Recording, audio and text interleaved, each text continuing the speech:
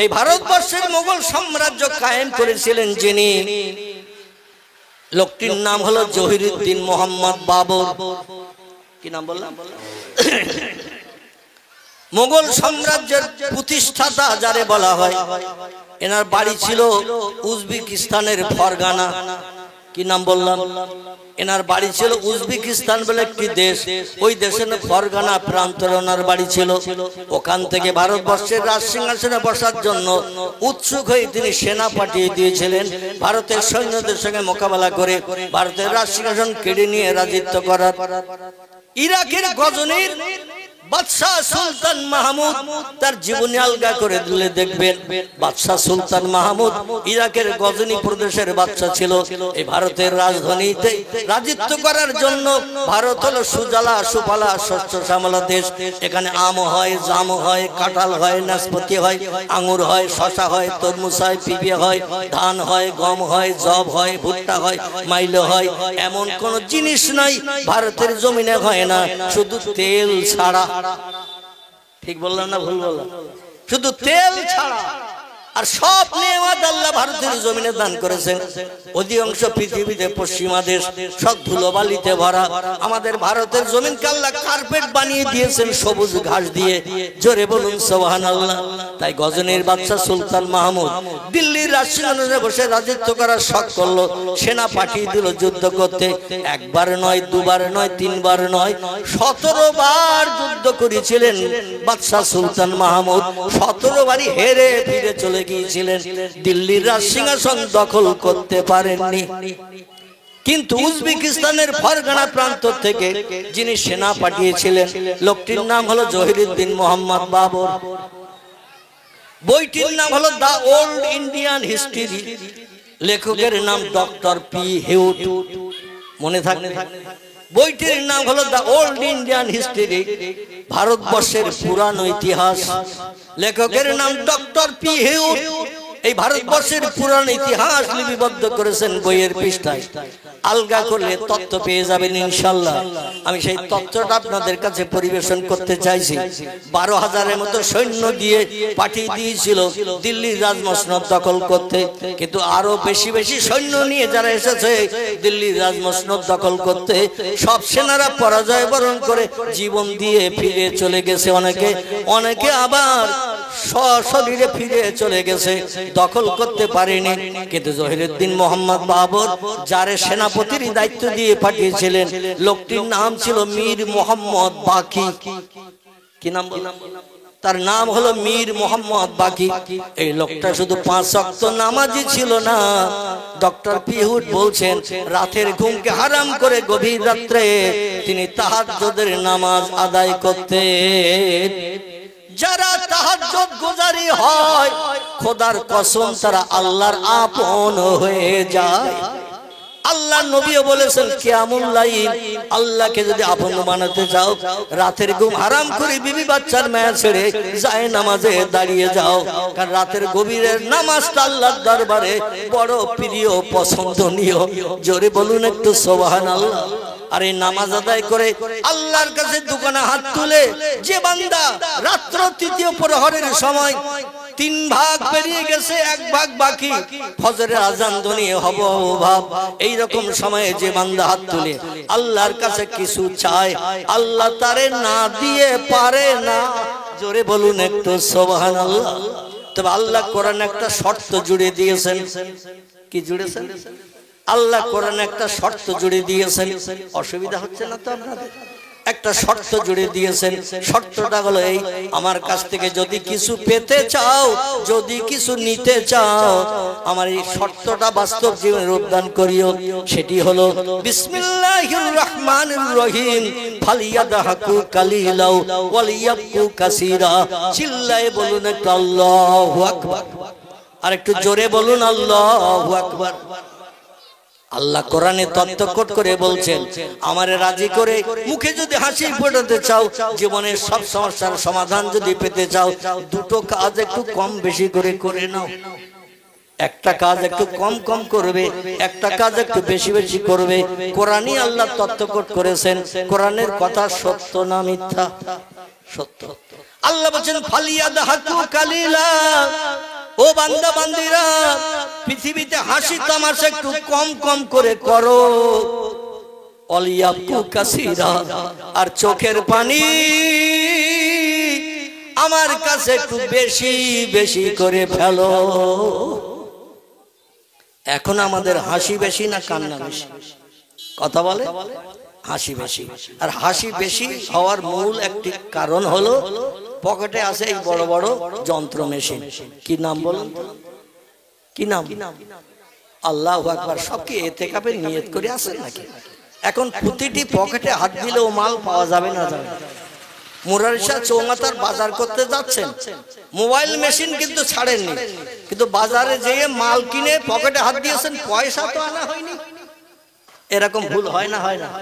টাকা আনা হয়নি তো মাল কিনছি, দাম দিতে হবে, পকেটে হাত দিয়ে দেখে পয়সা নেই।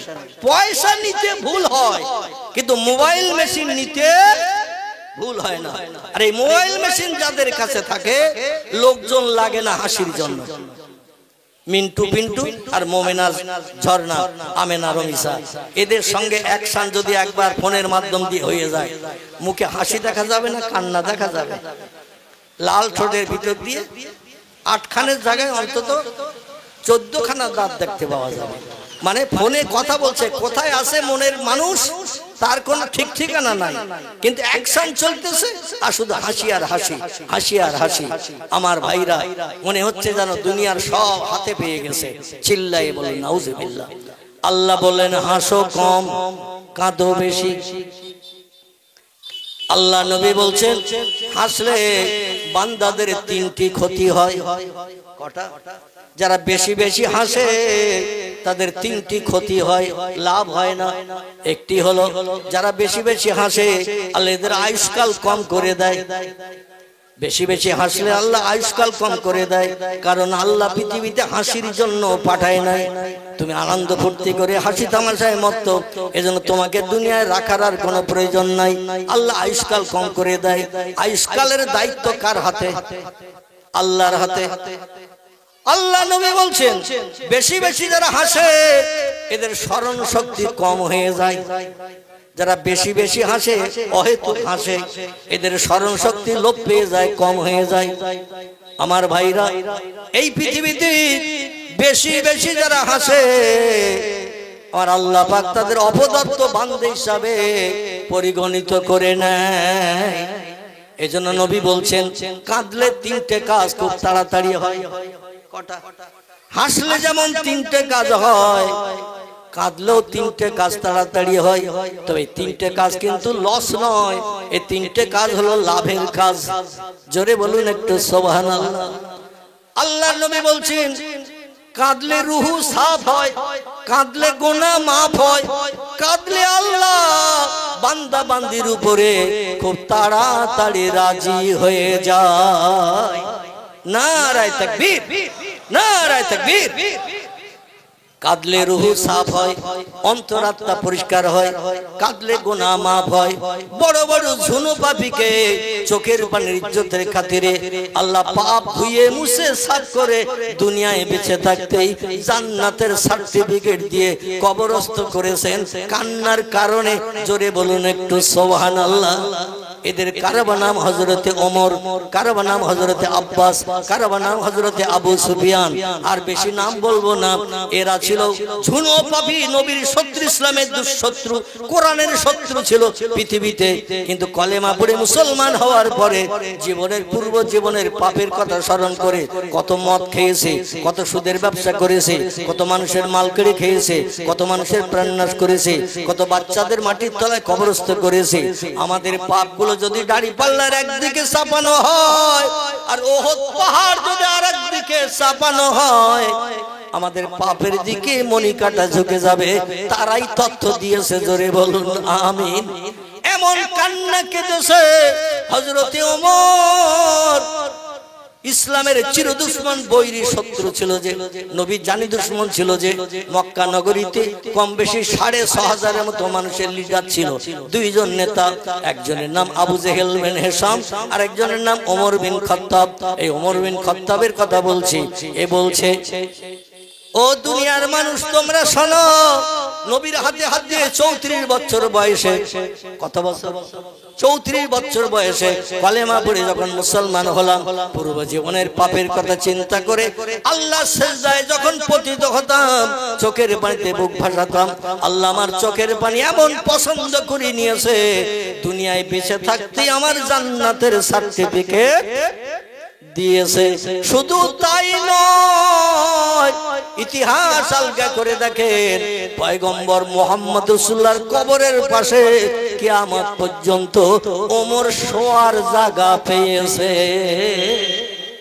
আমি আপনি যদি বলি এ সৌদি আরবের মানুষ, এ মদিনা দেশের মানুষ, আমার মরণের পর ঈসা নবীর কবরের একটা জায়গা নবীর পায়ের দিকে খালি আছে, আমার মরণ যদি হয়ে যায় মদিনা শরীফে হজ করতে উমরা করতে এসেছি, আমার কবরটা ওখানে দিও, সৌদিরা মেনে নেবে তো নাকি? বলে কোথাকার কানা পকড়া, কোথাকার পাগল, এখানে এসে ঈসা নবীর জায়গায় কবর হতে চাচ্ছিস? শেষ পর্যন্ত তোর জায়গা যদি জান্নাতুল বাকিতে না হয় তো তুই পাহাড়ের কিনারে রেখে দাও, ঠিক না ভুল? জান্নাতুল বাকিতেও তোর কবরের জায়গা হবে না। আমার ভাইরা এত কান্না কেঁদেছে, আল্লাহ পাক রব্বুল আলামিন তার চোখের পানি কবুল করে জীবনের গুনাহ পাপগুলো maaf করে দিয়ে আল্লাহ তাকে নবীর পাশে কিয়ামত পর্যন্ত কবরস্থ হয়ে শুয়ে থাকার সুযোগ দিয়েছেন। জোরে বলুন একটু সুবহানাল্লাহ। এই জন্য কাঁদলে রুহু সাফ হয়, অন্তরাত্মা পরিষ্কার হয়, কাঁদলে গুনাহ মাফ হয়। বড় বড় জনপাবেকে চোখের পানির ইজ্জতের খাতিরে আল্লাহ বেগুনাহ মাসুম বানিয়ে দিয়েছেন। কাঁদলে আল্লাহ বান্দা বান্দির উপরে খুব তাড়াতাড়ি রাজি হয়ে যায়। জহিরুদ্দিন মোহাম্মদ বাবর মীর মোহাম্মদ বাকিকে দিয়ে যুদ্ধ করতে পাঠালেন 12,000-এর মতো সেনা দিয়ে। যিনি সেনাপতি তিনি শুধু 5 ওয়াক্ত নামাজ পড়তেন না, তাহাজ্জুদের নামাজ পড়তেন। আর তাহাজ্জুদ গোজারিরা আল্লাহর কাছে হাত তুলে দোয়া করলে আল্লাহ কবুল করবে না, করবে না। সৈন্য সংখ্যা কম হওয়া সত্ত্বেও এই 12,000-এর মতো সৈন্য নিয়ে যুদ্ধ করে দিল্লির মসনদ থেকে ভারতের রাজসিংহাসন কেড়ে নিয়ে জহিরুদ্দিন মোহাম্মদ বাবরকে খবর দেয়া হলো, উজবেকিস্তানের ফরগানা প্রান্ত থেকে ভারতবর্ষে চলে এসো, রাজসিংহাসন তোমার জন্য ভারত সরকার খালি করে দিয়েছে।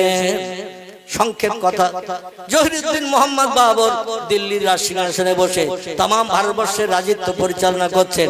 এখন যে ভারতবর্ষ, এখান থেকে 550 বছর আগে এই ভারতবর্ষ ছিল না। শ্রীলঙ্কা ভারতের ভিতরে ছিল, বর্মা রেঙ্গুন ভারতবর্ষের ভিতরে ছিল, বাংলাদেশ ভারতের ভিতরে ছিল, পাকিস্তান ভারতের ভিতরে ছিল, আফগানিস্তান ভারতের ভিতরে ছিল। ভারত ছিল একটা বিশাল ভূখণ্ড। নেপাল, ভুটান এও ভারতের ভিতরে ছিল, বিশাল এরিয়ার রাজত্ব জহিরুদ্দিন মোহাম্মদ বাবরের হাতে আসলো। বাবর বলল, আল্লাহ পাক এক দেশ থেকে আরেক দেশে আমাকে রাজত্ব কায়েম করার, রাজসিংহাসনে বসার সুযোগ দান করে দিয়েছেন। সেই আল্লাহর রেজামন্দির জন্য, আল্লাহর সন্তুষ্টির জন্য আমার একটা কাজ অবশ্যই ভারতের জমিনে করতে হবে। নবী বলছেন, মান বানা লিল্লাহি মাসজিদান বানাল্লাহু লাহু বাইতান ফিল জান্নাহ। চিল্লায়ে বলুন আল্লাহু আকবার। আল্লাহ নবী বলছেন, পৃথিবীর কোন ব্যক্তি আল্লাহর জামন্দির জন্য, খুশির জন্য একটা মসজিদ যদি বানিয়ে দিয়ে দেয়, টাকা পয়সা হালাল টাকা খরচ করে, ঘুষের টাকা নয়, সুদের টাকা নয়, মদ খাওয়ার টাকা নয়, ব্যভিচারী করার টাকা নয়, হালাল টাকা দিয়ে যদি মসজিদ বানিয়ে দেয়, বানাল্লাহু লাহু বাইতান ফিল জান্নাহ, আল্লাহ পাক খুশি সন্তুষ্ট হয়ে ওই ব্যক্তির জন্য আগাম জান্নাতের ভিতরে স্পেশাল সৌন্দর্যমণ্ডিত একটা ঘর আল্লাহ তার জন্য বরাদ্দ করে রেখে দেবে। আল্লাহ নবী বলছেন, মসজিদ তৈরিকারীরা যে জান্নাতের ভিতরে যাবে, ওই জান্নাতে অন্য কোন দলের মানুষ ঢুকতে পারবে না। তাই জহিরুদ্দিন মোহাম্মদ বাবর চিন্তা করলেন, আল্লাহর রেজামন্দির জন্য, আল্লাহর ইবাদতের জন্য আমার একটা মসজিদ বানানোর দরকার। দিল্লি থেকে অনতি দূরে সূর্য নদীর কিনারায় নিজ হাতে করে একটা মসজিদ বানিয়ে দিয়েছিলেন মীর মোহাম্মদ বাকির হাত বরাবর। জোরে বলুন একটু সুবহানাল্লাহ। ইতিহাস এই সাক্ষ্য দেয়। বইটির নাম হলো দ্য ওল্ড ইন্ডিয়ান হিস্ট্রি, লেখকের নাম ডক্টর পি হুড। তিনি তত্ত্ব দিয়েছেন এখান থেকে 550 বছর আগের ঘটনা। মসজিদ বানালেন তিনি, যে মসজিদটির নাম বাবর নিজের নামে নামকরণ করে করলেন বাবরি মসজিদ। কি নাম? বাবরি মসজিদ নিজের নামে নামকরণ করেছেন। আল্লাহর পয়গম্বর মক্কা থেকে হিজরত করে মদিনায় যখন গেলেন, মদিনায় যে নবীজি নিজ হাতে করে একটা মসজিদ বানিয়েছিলেন। এই মসজিদটির নাম কি? আলহামদুলিল্লাহ, আমার ভাই সঠিক তথ্য দিয়েছেন। এই মসজিদটির নাম হলো মসজিদে নববী। নবী বানিয়েছেন, তাই নবীর নাম করে মসজিদের নাম হয়েছে নববী। জোরে বলুন সুবহানাল্লাহ। ওই রকম জহিরুদ্দিন মোহাম্মদ বাবর নিজ হাতে করে বানিয়েছিলেন বলে ওনার নিজের নাম দিয়ে মসজিদের নামকরণ করলেন বাবরি মসজিদ। কিন্তু একদল হিংসুকেরা, এমন করে উৎপট ব্যক্তিরা, হিংসুক ব্যক্তিরা, নির্যাতিত ব্যক্তিরা 1992 সালে ওই মসজিদটা শাবল গাইতে মেরে ভেঙে চুরমার করে দিয়ে জায়গা খালি করে সেখানে এখন রাম মন্দির বানানো হয়েছে না হয় নাই? ইতিহাস থেকে মসজিদ মুছে গেছে, কিন্তু আল্লাহর দরবারে মসজিদ আছে না নাই? এই বাবরি মসজিদ কিয়ামত পর্যন্ত থাকবে। আর এই মসজিদে যারা পূর্বে ইবাদত করেছে, মসজিদের যাত্রী সেজে পুলসিরাত পেরিয়ে জান্নাতের দরজায় তারা পৌঁছানোর সুযোগ পাবে। চিল্লায়ে বলুন একটু সুবহানাল্লাহ, নারায়ে তাকবীর। আমরা সংখ্যালঘু সংখ্যায় নগণ্য, যারা সংখ্যাগুরু জনসংখ্যায় বেশি, তারা মুসলমানদের উপর অত্যাচারের স্ট্রিম চালাচ্ছে। মুসলমান সহৃদয় ব্যক্তিরা কিছু জায়গা জমি মুসলমানদের কল্যাণের জন্য দান করেছেন, যাকে ওয়াকফ এস্টেট বলা হয়। কি বলা হয়? ওয়াকফ এস্টেট বলা হয়। এটা দান করেছে বড় বড় সহৃদয় মুসলিম আমার বাবাজিরা, ভাইয়েরা, তারা দান করেছেন, জায়গা জমি দিয়েছেন। বিবি ছিল কিন্তু বাচ্চা নাই, সন্তান নাই, ভবিষ্যতে কে ভোগ দখল করবে, তাই ওয়াকফে নামে লিখে দিয়ে দিয়েছে। মুসলমানেরা কিয়ামত পর্যন্ত আমার জায়গা জমি টাকা আমি ব্যাংক ব্যালেন্স করে গেলাম, মুসলমানদের বিপদে সাহায্য হবে, বিপদ উপকার করবে, রোগ শোধে তারা ব্যবহার করতে পারবে। এই জন্য ওয়াকফ এস্টেট করা হয়েছে। কিন্তু দিল্লির পার্লামেন্টে বসা দুইজন নেতা মুসলমানদের চক্ষু বেড়ে দেখতে পারে না। আর যত ধর্মাবলম্বীদের জায়গা জমি ওয়াকফ করা আছে তাদের নামে কোনো কথা নাই।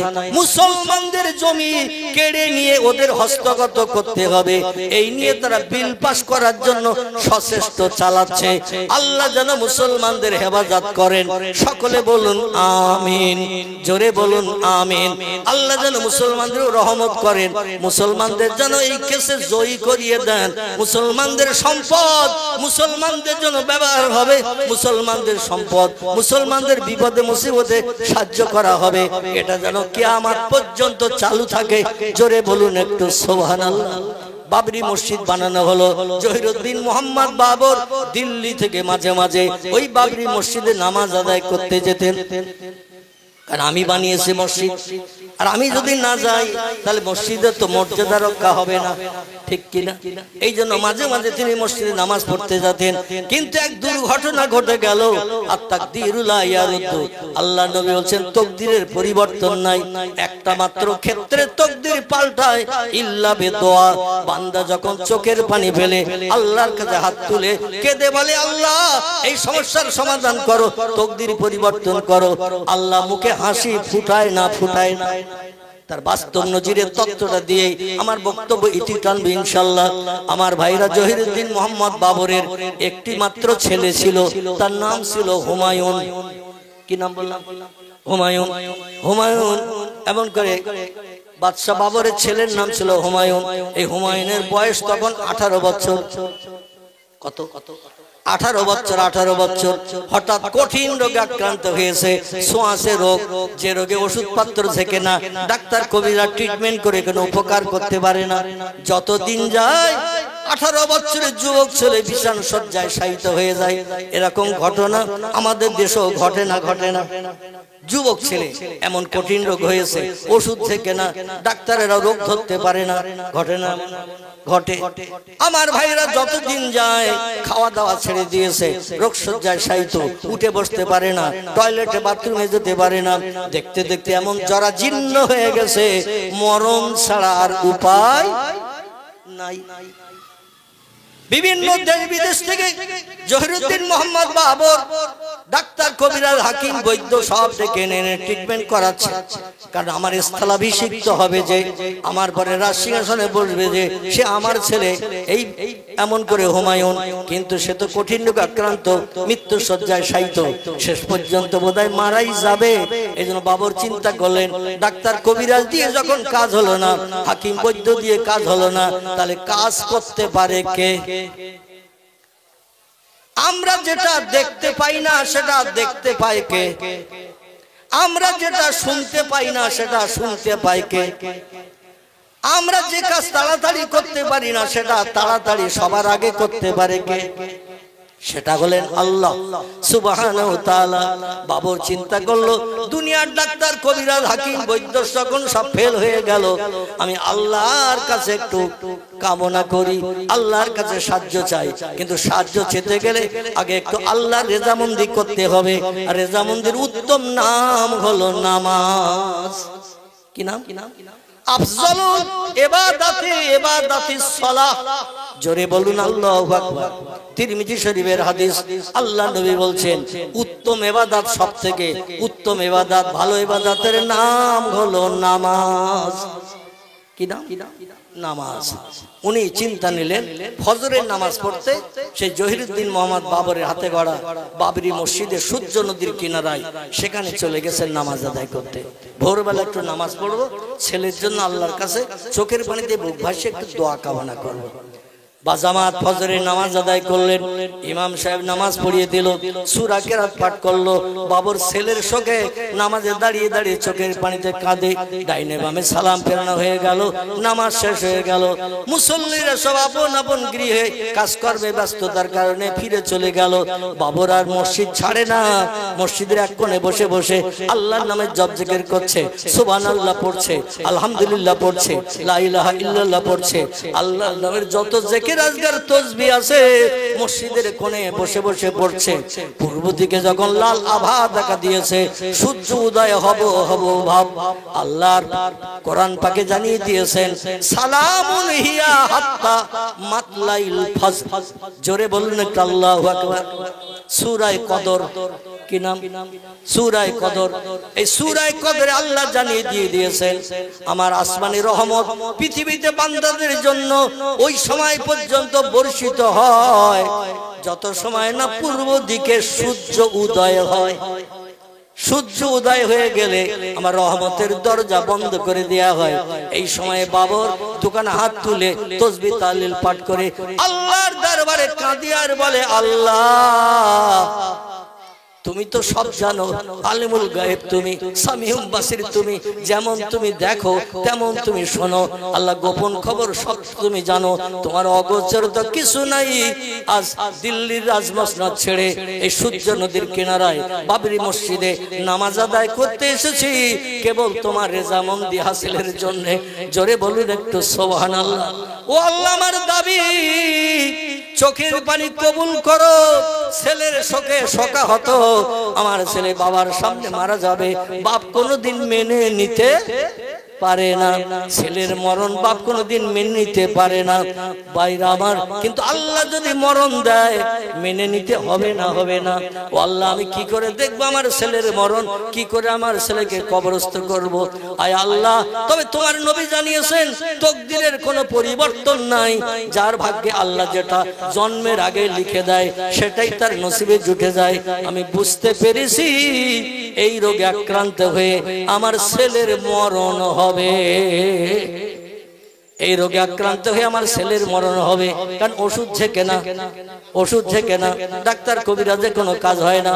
ও আল্লাহ, তবে চোখের পানি কবুল করে তুমি তকদির পরিবর্তন করো, তোমার নবী জানিয়ে দিয়েছেন।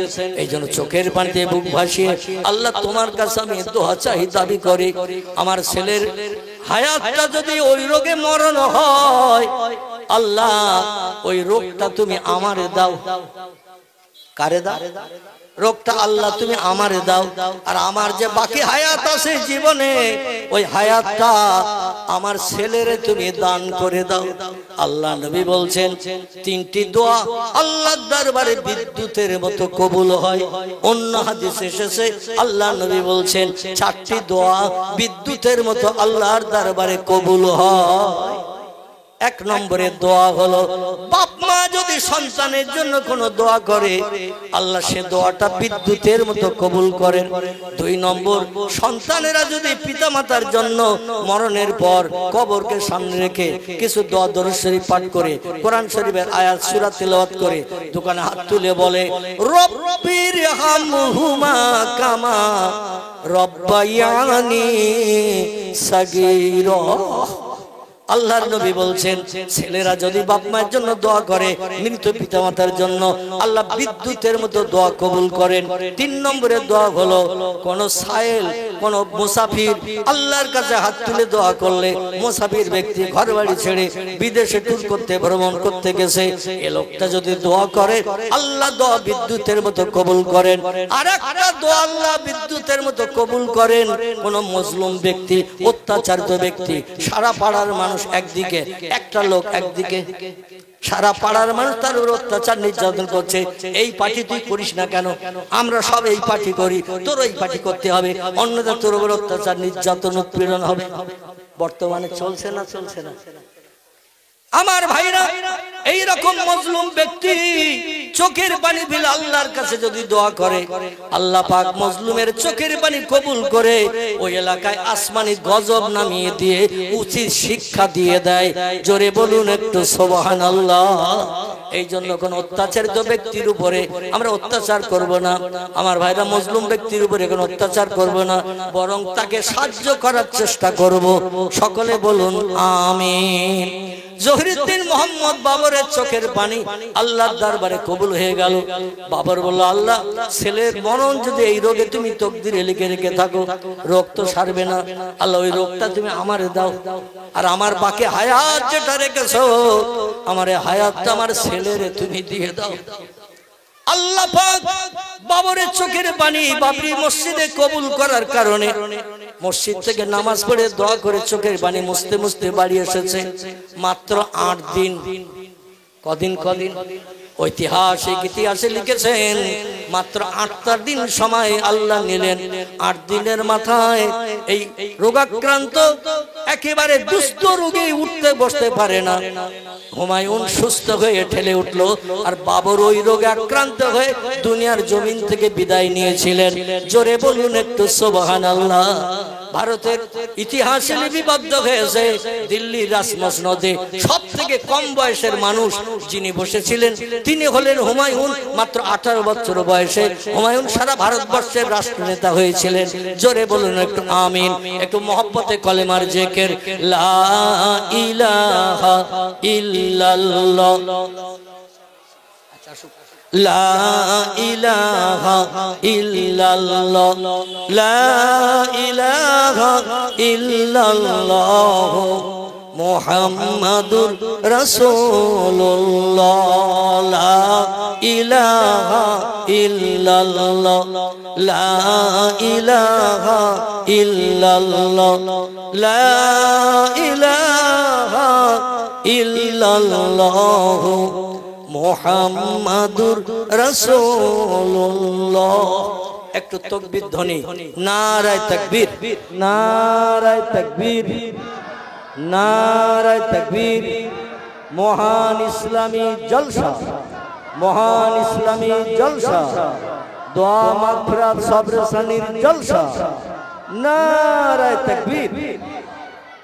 বাচ্চা তোমরা যারা আছো 10-12 বছরের বয়স, তোমাদের এখনো প্রেস্টিজ হয়নি।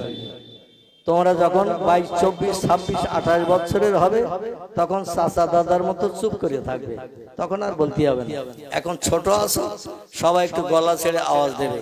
তোমাদের আওয়াজে চাচা দাদার একটু মান সম্মান ইজ্জতটা অন্তত কম হোক বা মান সম্মান ইজ্জতটা লোপ পেয়ে যাক, তোমাদের আওয়াজে চাচা দাদাদের কণ্ঠের আওয়াজও বেড়ে যাক, রাজি আছে তো নাকি?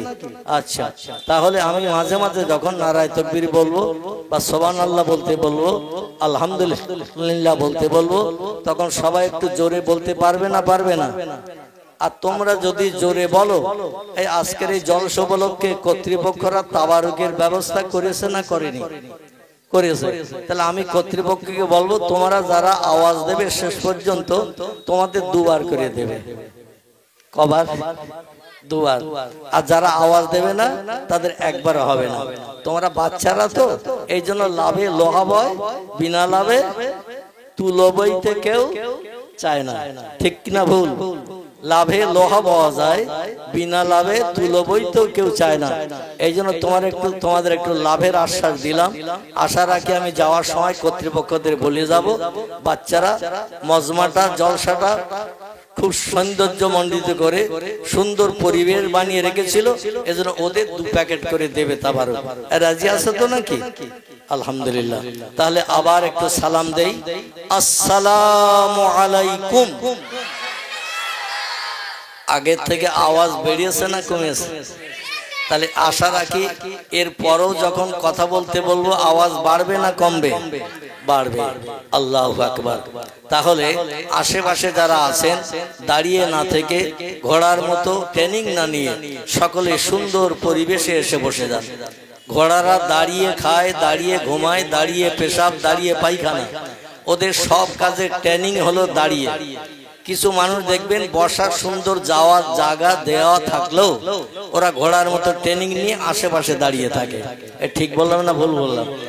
আল্লাহ পাক কোরআন পাকে বলছেন, বিসমিল্লাহির রহমানির রহিম, ফাইজা কুরিয়াল কুরআনু ফাসতামিউ লাহু ওয়া আনসিতু লাআল্লাকুম তুরহামুন। গলা ছেড়ে বলুন আল্লাহু আকবার। আর একটু জোরে বলা যাবে না আল্লাহু আকবার? আল্লাহ পাক বলছেন, যেখানে আমার আসমানি ভাষা লৌহে মাহফুজে সংরক্ষিত মিষ্টি মধুর সত্য বাণী সত্য কথা যেখানে তেলাওয়াত করা হয়, পড়া হয়, আলোচনা করা হয়, মানুষের কাছে উপদেশমূলক বক্তব্য কোরআনের মাধ্যম দিয়ে রাখা হয়, ফাসতামিউ লাহু, একাগ্র চিত্রে মনোনিবেশ সহকারে, হুড়োহুড়ি গুতগুতি না করে, হাসি ঠাট্টা না করে, চলাফেরা না করে তোমরা একাগ্র চিত্রে শ্রবণ করো। ফাসতামিউ লাহু, ওই কোরআনের কথাগুলো শোনো, কারণ কোরআনের কথা সব মিথ্যা তো নাকি? এ কথা বলেন। তাহলে কোরআনের কথা যদি মিথ্যা না হয় তাহলে কোরআনের কথা কি সত্য? আল্লাহ বললেন, আমার সত্য কথা একাগ্র চিত্রে মনোনিবেশ সহকারে শ্রবণ করো। ও আনসেতু, দাঁড়িয়ে থেকো না, হাঁটাহাঁটি করো না, গল্প গুজব করো না, হাসি তামাশা করিও না, চুপটি করে মজলিসে বসো। আল্লাহ কি বলছেন? ওয়ান সেতু, মজলিসে চুপটি করে বসে পড়ো। যারা এই কোরআনের মজলিসে বসবে, লাআল্লাকুম তুরহামুন, আল্লাহ বলছেন আমার আসমানের রহমত, দয়া, করুণা, বরকত তাদের উপরে বর্ষণ করা হবে। জোরে বলুন সুবহানাল্লাহ। এখন কোরআনের নির্দেশ অমান্য করে যদি দাঁড়িয়ে থাকি, ঘোরাফেরা করি, গল্পগুজব করি, রহমত পাবো তো? কথা বলে, রহমত আমরা কোনোদিন পাবো না। এই জন্য আমি আপনাদের কাছে অনুরোধ রাখবো, যারা আশেপাশে ঘুরে বেড়াচ্ছেন বা গল্প গুজবে মত্ত আছেন, সুন্দর পরিবেশে এসে বসে যান। আলহামদুলিল্লাহ, আলহামদুলিল্লাহিল্লাযী হাদানা লিহাযা ওয়া মা কুন্না লাউলা আন হাদানাল্লাহ ওয়া আশহাদু আল্লা ইলাহা ইল্লাল্লাহু ওয়াহদাহু লা শারীকা লাহু শাহাদাতান মান আমানা বিল্লাহি ওয়াকাফারা বিজিবতি ওয়াত-তাগুত ওয়াশহাদু আন্না সাইয়্যিদানা ওয়া নাবিয়ানা ওয়া হাবিবানা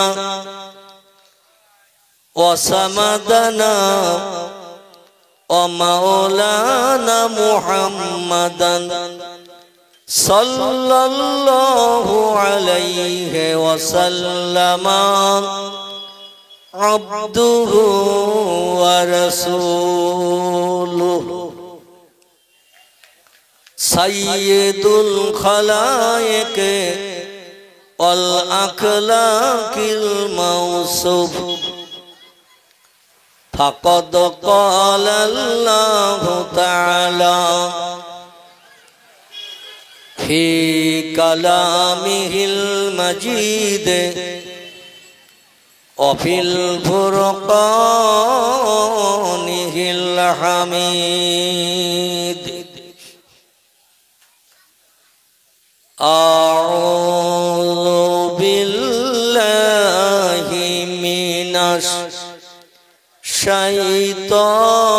الشيطان الرجيم بسم الله الرحمن الرحيم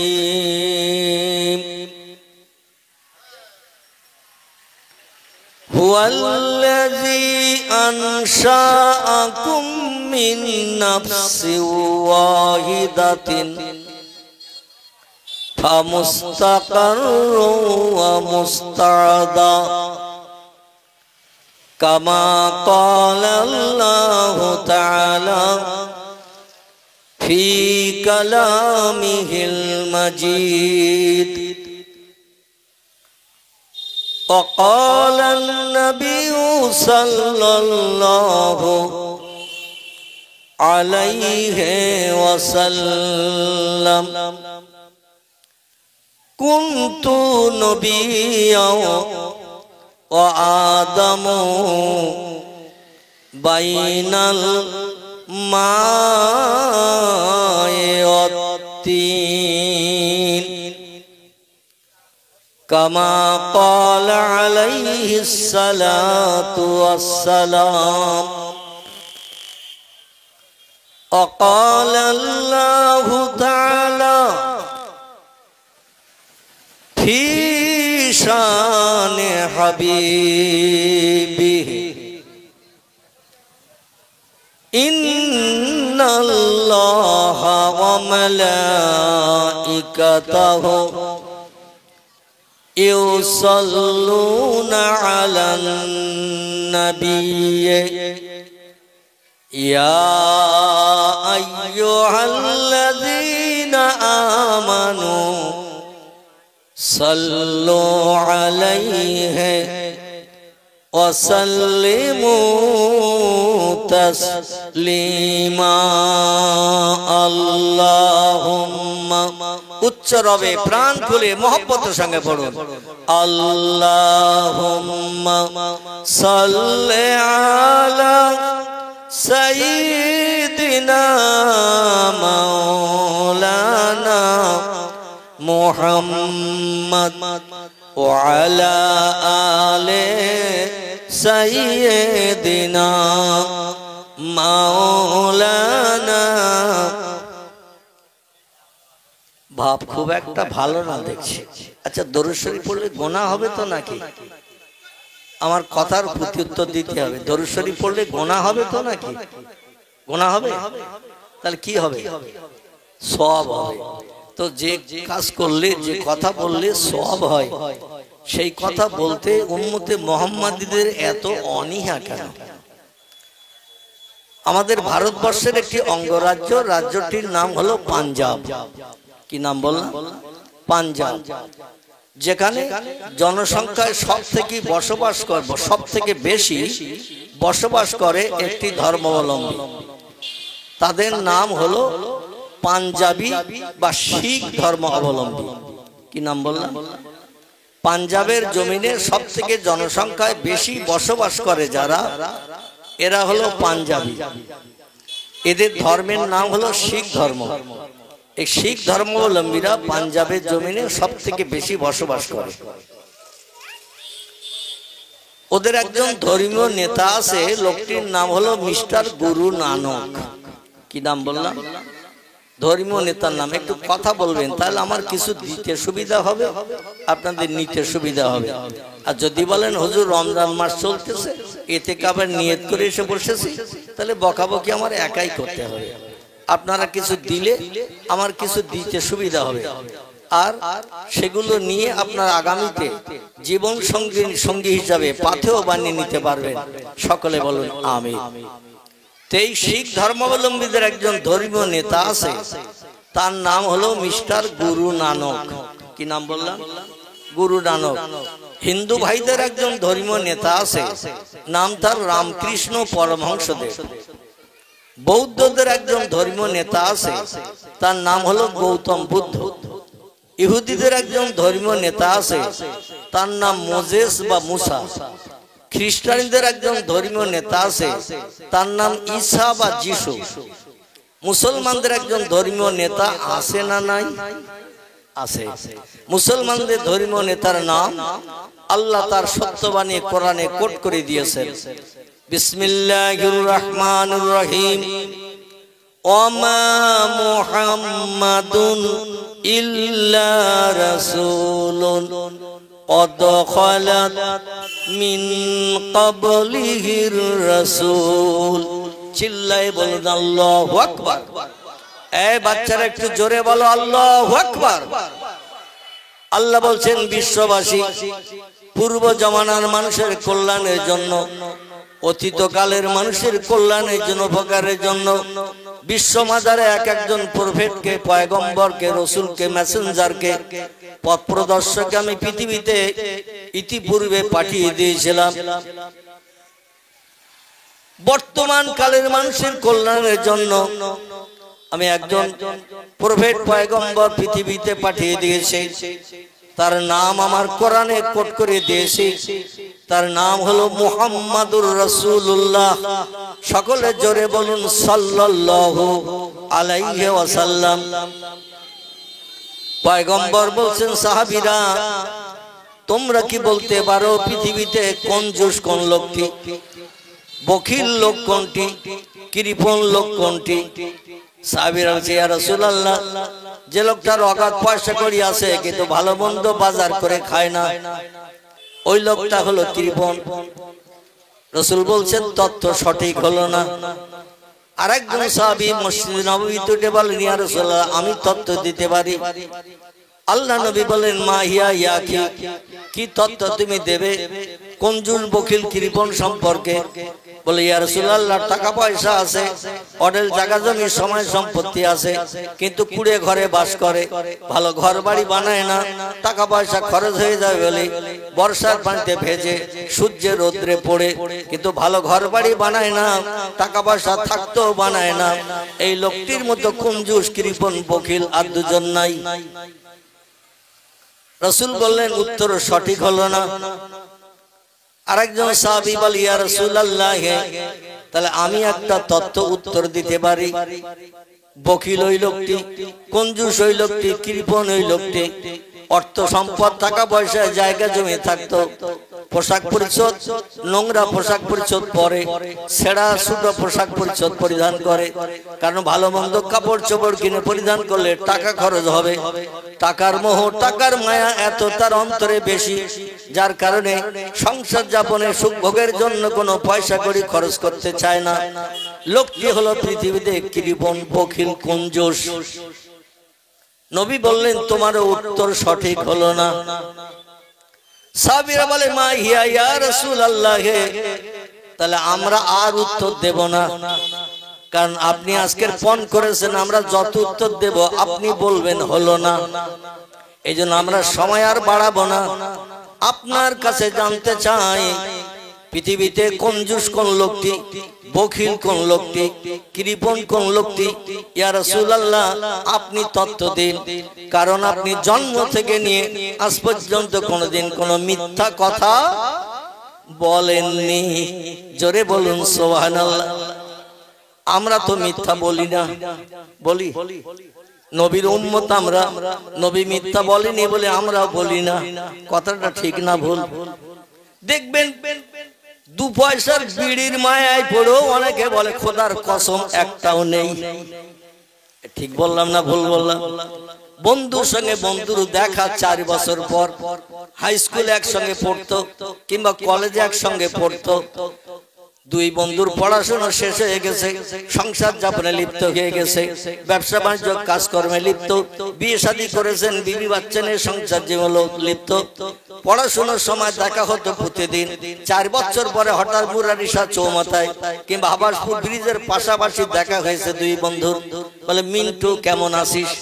বলে মোটামুটি চলছে। বলে ও পিন্টু তুই কেমন আছিস? এখানে অবশ্য এরাম নামের কোনো মুসলমান নেই, তাই বলছি এরকম নামের কোন মুসলমান এখানে নেই। আল্লাহ নবী বলছেন ইসমি আওলাদুকুম কাইসমিল আম্বিয়া, আল্লাহ যদি তোমাদের কোনো পুত্র সন্তান দান করে, আল্লাহ যদি তোমাদের কোনো কন্যা সন্তান দান করে, ছেলেদের নামগুলো একটু পয়গম্বরদের নামের সঙ্গে মিলিয়ে মিলিয়ে রাখবে।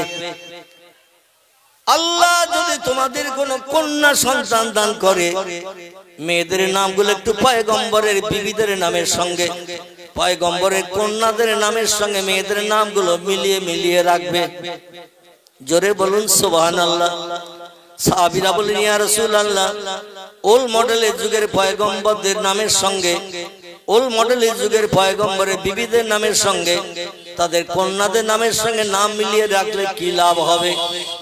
কারণ আদম নবী, শীষ নবী, ইদ্রিস নবী, ইব্রাহিম নবী, ইসমাইল নবী, ইসাক নবী, ইয়াকুব নবী, ইউসুফ নবী, দাউদ নবী, সুলাইমান নবী, মুসা নবী, হারুন নবী, এভাবে যত নবী এসেছে পৃথিবীতে হাজার হাজার বছর আগে, ওই হাজার হাজার বছর আগের ওল্ড মডেলের নবীদের নামের সঙ্গে এই নিউ মডেলের যুগের ছেলে মেয়েদের নাম রাখলে লাভ কি হবে? নবীর বিবিদের নামের সঙ্গে মেয়েদের নাম রাখলে কি লাভ হবে?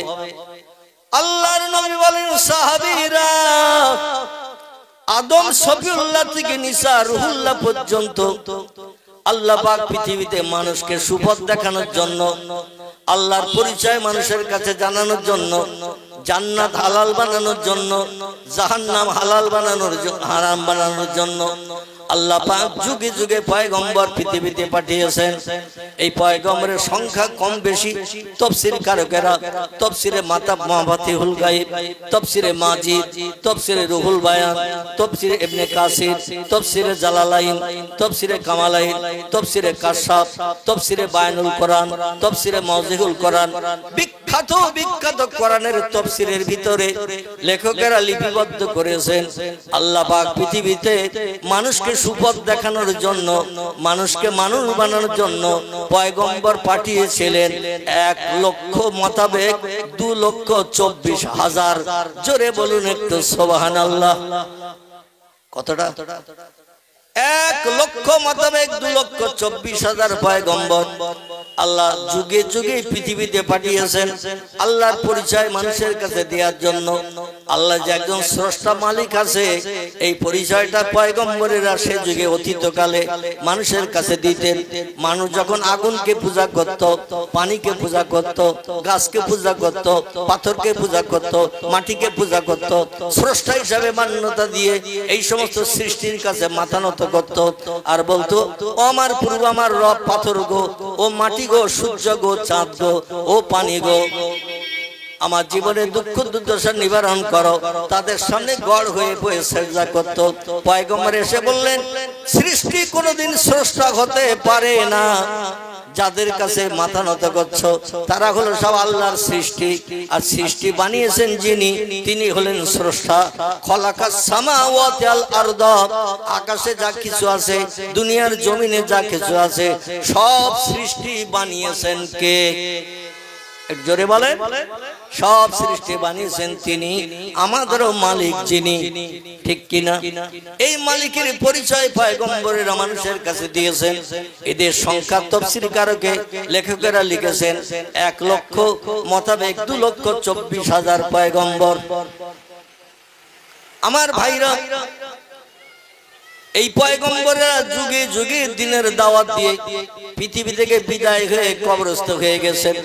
সর্বশেষ পয়গম্বর আগমন হয়েছে এখান থেকে 1450 বছর আগে। কতদিন বললাম?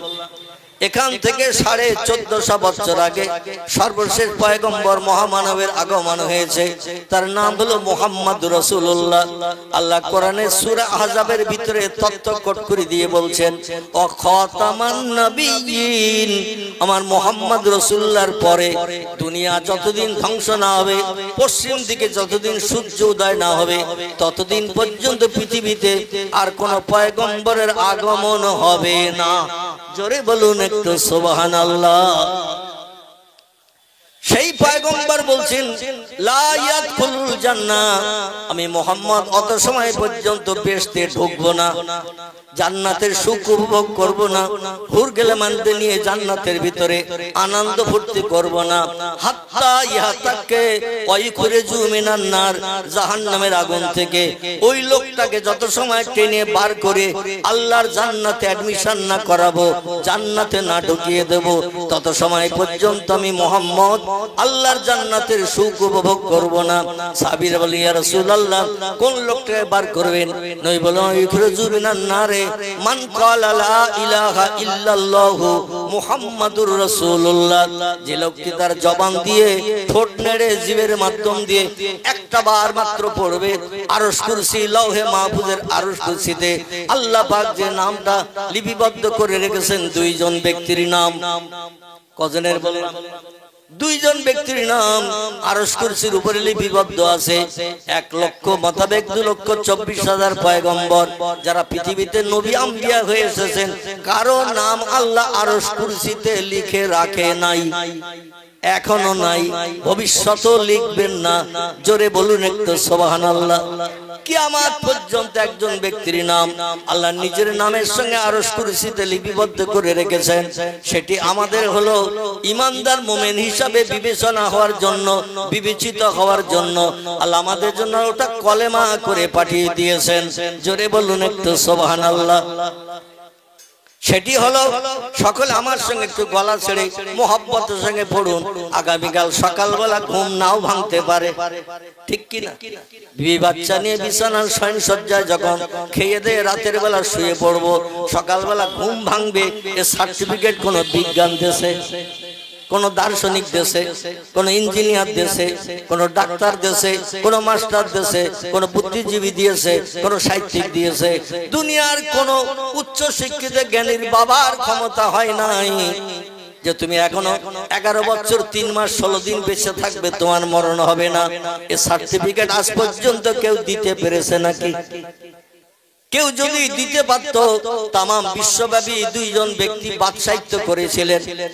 বর্তমান পৃথিবীতে দেশের সংখ্যা হলো 228টি। কটা বললাম? তাম পৃথিবীতে দেশের সংখ্যা হলো 228টি। Japan, German, England, Holland, Poland, ইতালি, Brazil, Thailand, Singapore, Burma, Rangoon, Hindustan, Pakistan, Bangladesh, Afghanistan, Iraq, Iran, Kuwait, Jordan, Arab, পারস্য, তুরস্ক, Libya, Nigeria, Indonesia, Malaysia, Sri Lanka, Burma, Tajikistan, Kazakhstan, Balochistan, Azerbaijan, Armenia, Saudi Arab, Arab আমিরশাহী, শাম, সিরিয়া, মরক্কো, ইয়ামান, বুলগেরিয়া থেকে শুরু করে 228টা দেশ পৃথিবীতে আছে। জোরে বলুন একটু সুবহানাল্লাহ। এই 228টি দেশ আমার আল্লাহ পাক তাম পৃথিবীতে বিদ্যমান করে রেখে দিয়েছেন। আর 228টি দেশে এমন কোন দেশ নাই যে দেশে নবীর উম্মত নাই। অনেক দেশ আছে হিন্দু নাই, অনেক দেশ আছে জৈন নাই, অনেক দেশ আছে শিখ নাই, অনেক দেশ আছে ইহুদি নাই, অনেক দেশ আছে খ্রিস্টান নাই, অনেক দেশ আছে কোল নাই, অনেক দেশ আছে ভিল নাই, অনেক দেশ আছে নাগা নাই, অনেক দেশ আছে খাসা নাই, অনেক দেশ আছে মুন্ডা নাই, অনেক দেশ আছে আর্য নাই, অনেক দেশ আছে আদিবাসী নাই, অনেক দেশ আছে সাঁওতালি নাই। কিন্তু আমরা মুসলমান এমন একটা জাতি, পৃথিবীর 228টি দেশে আমরা বাস করছি। একটু চিল্লায়ে বলুন সুবহানাল্লাহ। এই জন্য আল্লামা ইকবাল বলেছেন, আরবে আমি, ভারতে আমি, চীনে আমার নাইকো পর, সারা বিশ্বে মুসলিম আমি, আমরা বিদেশি ঘর। জোরে বলুন একটু সুবহানাল্লাহ। আরবে আমি, ভারতে আমি, চীনে আমার নাইকো পর, সারা বিশ্বে আমরা মুসলমান বেঁধে নিয়েছি ঘর। এমন কোন দেশ নাই যে দেশে আমরা নাই, সব দেশে রয়েছে। আমাদের পরিচয় হলো আরশ পাকের ভাষা, জবান দিয়ে একটু উচ্চারণ করেছি মোহাব্বতের সঙ্গে, সেটা একটু পড়ুন। লা ইলাহা ইল্লাল্লাহু মুহাম্মাদুর রাসূলুল্লাহ। তিরমিজি শরীফের হাদিস। আল্লাহ নবী বলছেন, কোন ব্যক্তি সারা জীবনে 65 বছর বেঁচে ছিল, 70 বছর বেঁচে ছিল, 82 বছর হায়াতে বেঁচে ছিল, সারা জীবন দুনিয়াদারিতে মত্ত ছিল, বিবি বাচ্চার প্রেমে আসক্ত ছিল, অর্থ সম্পদ উপার্জনের জন্য দৌড়াদৌড়ি ছুটাছুটি করতে করতে জীবন শেষ হয়ে গেছে, আল্লাহর নামের কলেমা একটাবার পড়ার সুযোগ হয়নি। আছে না এরকম মানুষ? মুসলিম ছাড়া যত ধর্মাবলম্বী আছে, ওরা কি সময় দিয়ে কলেমা পড়ে নাকি কোনোদিন? মুসলিম ছাড়া যত ধর্মাবলম্বী আছে, এরা কোনোদিন মনের ভুলেও কলেমার জপ করে না, কলেমা পড়ে না। বেঈমান এবং ঈমানদারদের পার্থক্য হলো, বেঈমান এবং ঈমানদারদের পার্থক্য হলো, ঈমানদারেরা কলেমা পড়ে, বেঈমানেরা কলেমা পড়ে না। যারা কলেমা পড়ে না, কোরআনের ভাষায় তারা হলো কাফির। তারা কি? তারা হলো কাফির। আর যারা কলেমা পড়ে, এরা হলো মুমিন ঈমানদার।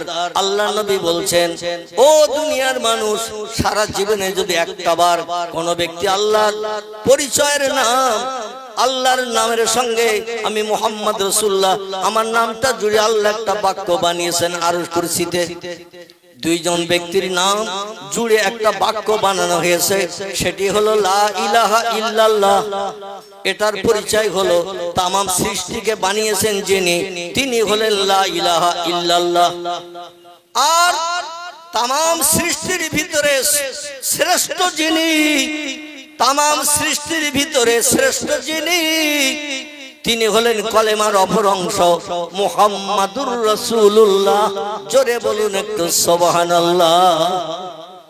দুইজন ব্যক্তির নাম দিয়ে একটা বাক্য সেন্টেন্স বানানো হয়েছে। এটা যে লোকটি একটাবার পড়বে, সে লোকটি ঈমানদার হিসাবে বিবেচিত হবে।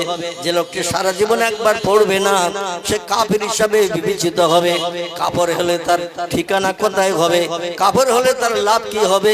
আল্লাহ কোরআনে সূরা বাকারায় বলছেন, ইন্নাল্লাযীনা কাফারু ওয়া কাযযাবু বিআয়াতিনা উলাইকা আসহাবুন নারি হুম ফিহা খালিদুন। জোরে বলুন একটা আল্লাহু আকবার। আল্লাহ নিশ্চয়ই যারা আমার বানানো পৃথিবীতে আমার নেয়ামত খায়, আমার অনুদান বিবি বাচ্চা নিয়ে সংসার জীবনের সম্পর্ক করে, আমার জমিনে ঘর বাঁধে, আমার হাওয়া ব্যবহার করে, আমার দেয়া অক্সিজেন ব্যবহার করে, আমার দেয়া সব নেয়ামত পানি ব্যবহার করে, আগুন ব্যবহার করে, এগুলো কি কেউ বানিয়েছে? যা কিছু পৃথিবীতে দেখি, আল্লাহ বলছেন, ও দুনিয়ার মানুষ, খলাকাস সামাওয়াতি ওয়াল আরদ, আকাশ এবং জমিনে যা কিছু তোমরা দেখো, আমি সব আল্লাহ পাক রব্বুল আলামিন বানিয়েছি। জোরে বলুন একটু আমিন। আমার ভাইরা, সেই আল্লাহ পাকের নামের কলেমা সারা জীবনে যদি একটা বার পড়া না হয় ওই লোকটি কাফের হিসাবে বিবেচিত হবে। আর কাফেরের ঠিকানা কোথায় হবে, তার প্রতিদান কি হবে, আল্লাহ কোরআনে সূরা বাকারায় তথ্যকট করে দিয়েছেন। ইন্নাল্লাযীনা কাফারু, নিশ্চয়ই যারা আমাকে স্রষ্টা বলে মান্যতা দিল না, আমাকে প্রভু বলে স্বীকারোক্তি দিল না, আমাকে সব সৃষ্টির মালিক হিসাবে আমাকে যারা মেনে নিল না, উলাইকা আসহাবুন নার, এরা হবে জাহান্নামের অধিবাসী।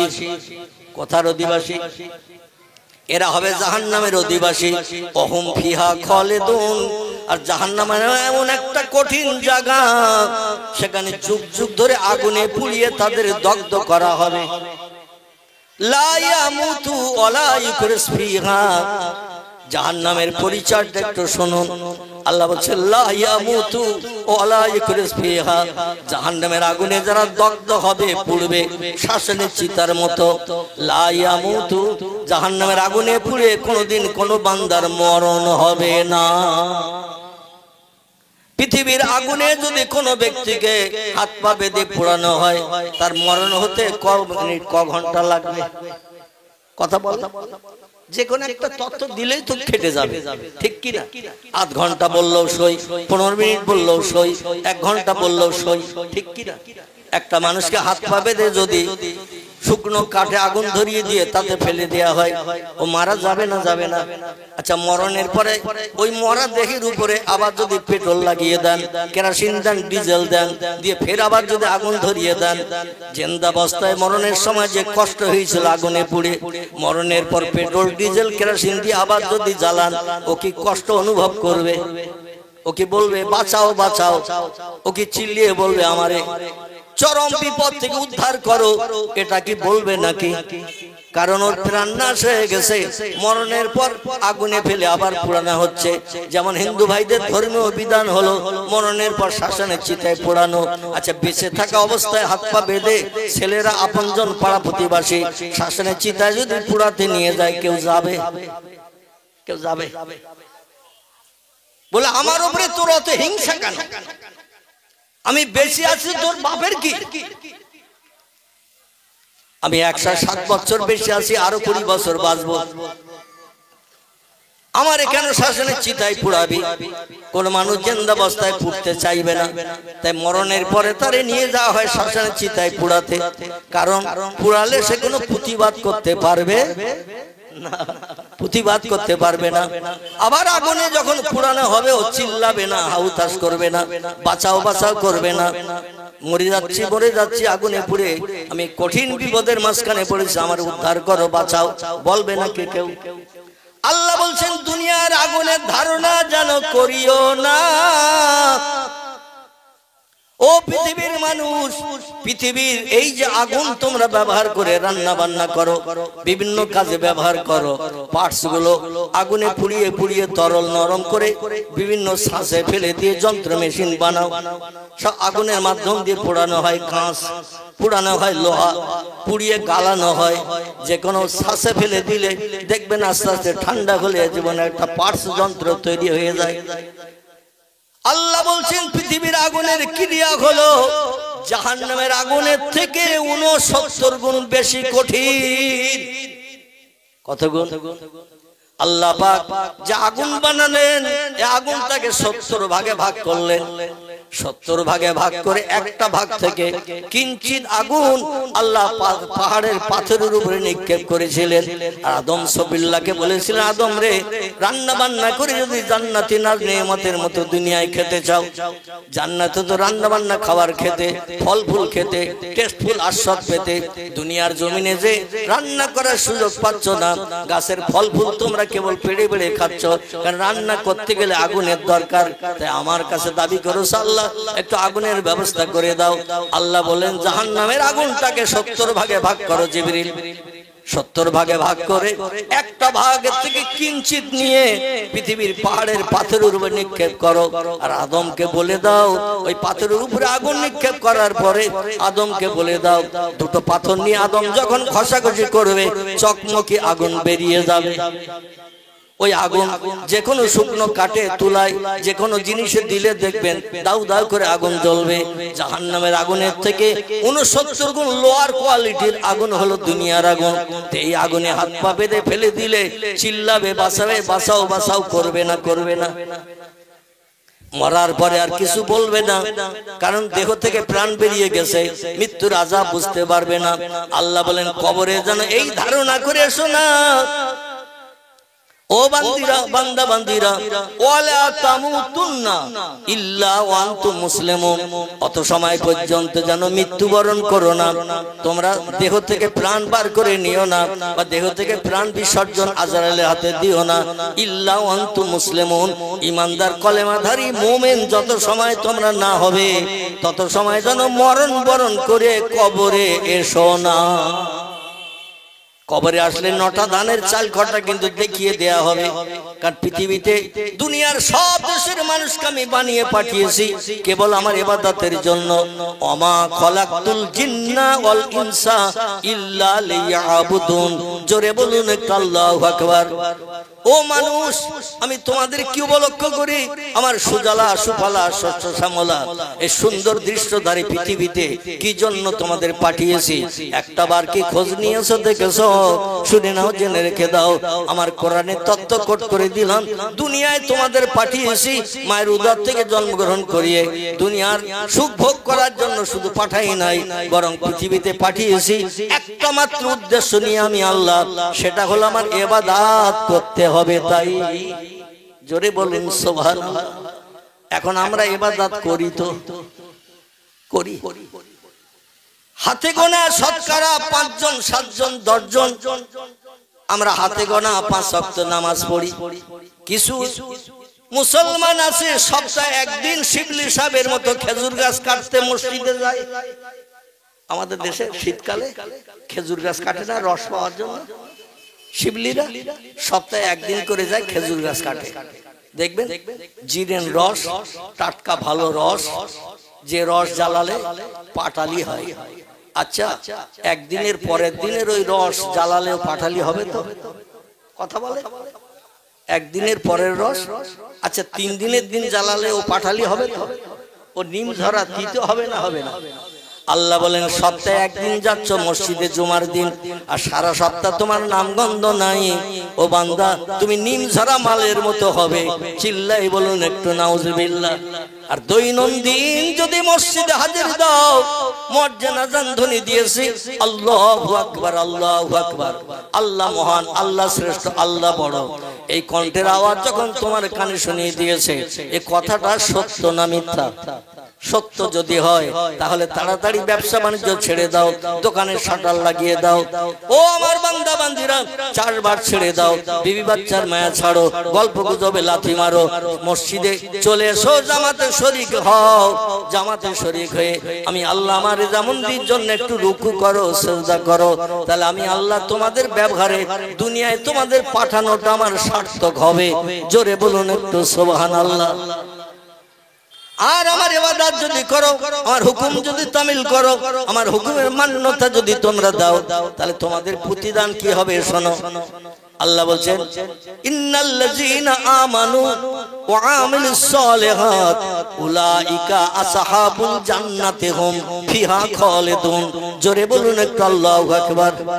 আল্লাহ নিশ্চয়ই যারা আমাকে স্রষ্টা বলে মান্যতা দিল, প্রভু বলে স্বীকারোক্তি দিল, আর মুয়াজ্জিনের আযান শুনে মসজিদে জামাতে শরীক হলো, বিবি বাচ্চার মায়া ছেড়ে দিল, দোকানের শাটার টেনে দিল, ব্যবসা বাণিজ্য পরিত্যাগ করলো, এমন করে দুনিয়ার সব কাজকর্মে লাথি মেরে যে বান্দা মসজিদে এসে হাজিরি দিয়ে দিল, আমি আল্লাহ তাদের জন্য তোহফা, গিফট, অ্যাভেলেবল গিফট, উত্তম পুরস্কার আমি ঘোষণা করেছি। উলাইকা আসহাবুল জান্নাতি হুম ফিহা খালিদুন। তারাই হয় আমার চির শান্তির আবাসস্থল, যেখানে দুঃখ নাই, ব্যথা নাই, অভাব নাই, রোগ নাই, শোক নাই, বালা মুসিবত নাই, দুশ্চিন্তাগ্রস্ত হতে হবে না, এমনকি কোনো সমস্যায় পড়তে হবে না। জান্নাত হলো চির সুখের জায়গা, সেখানে তোমরা কোটি কোটি কোটি কোটি বছর ধরে সুখ ভোগ করার সুযোগ পাবে। লা ইয়ামুতু ওয়ালা ইয়াকুরু ফিহা। জান্নাতি যারা হবে কোনদিন জান্নাতীদের 1000 কোটি বছর পরে মরণ হবে না। আবার জাহান্নামী যারা হবে 1000 কোটি বছর জাহান্নামের আগুনে জ্বলার পরও জাহান্নামের আগুনে পুড়ে তাদের মরণ হবে না। জান্নাতীদের মরণ হবে না, তাম সৃষ্টির মরণ হবে একবার। কবার বাবা? তাম সৃষ্টির মরণ হবে একবার। সেই মরণ হলো এই পৃথিবীর মরণ। বাঘ, ভাল্লুক, হাতি, সিংহ, গন্ডার, ইঁদুর, কুকুর, বিড়াল, সাপ, বিচ্ছু, ব্যাঙ, মাছি, মশা, পিপিলিকা, কীট পতঙ্গ, জীবজন্তু যা কিছু চোখে দেখি, যা কিছু চোখে দেখতে পাই না, দূরবীক্ষণ যন্ত্র চোখে না লাগালে অনেক কিছু চোখে ধরা পড়ে না। যা কিছু দেখতে পাও, যা কিছু চোখে দেখতে পাও না, আমি আল্লাহ পাক সব সৃষ্টির মরণ ঘটাবো একবার। কোরআনের সূরা বাকারা আমার আল্লাহ বলেন, কাইফা তাকফুরুনা বিল্লাহি ওয়া কুনতুম আমওয়াতা ফাহিয়াকুম সুম্মা ইউমিতুকুম সুম্মা ইহয়িকুম সুম্মা ইলাইহি তুরজাউন। গলা ছেড়ে বলুন আল্লাহু আকবার। অসুবিধা হচ্ছে না তো? আমি এই একঘেয়ে কিসসা কাহিনী বলে সময় নষ্ট করতে চাই না। আর যে মজলিসে কোরআন ও হাদিস তেলাওয়াত করা না হয়, হাদিস শরীফ, কোরআন শরীফ যে মজলিসে পাঠ করা না হয়, ও মজলিসটা হলো শুকনো মজলিস। কি মজলিস? শুকনো মজলিস। ও মজলিসে আল্লাহর রহমত কোনোদিন আসবে না, ও মজলিসে আল্লাহর দয়া করুণা কোনোদিন আসবে না। কারণ আল্লাহ বলছেন, আমার কোরআন যেখানে তেলাওয়াত হয় ফাস্তামিউ লাহু, একাগ্র চিত্রে শ্রবণ করো।